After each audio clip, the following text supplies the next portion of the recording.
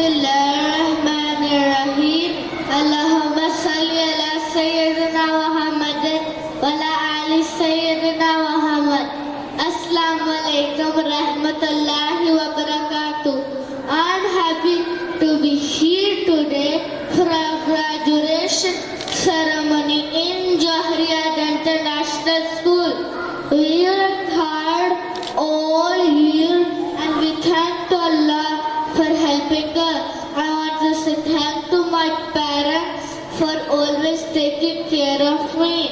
I also want to say thank to all my friends and teachers for making school so much fun. We have learned so many things and we made new friends and grown in so many ways. We hope Allah blesses us in our future adventure. Thank you for coming. Let's celebrate together this special day.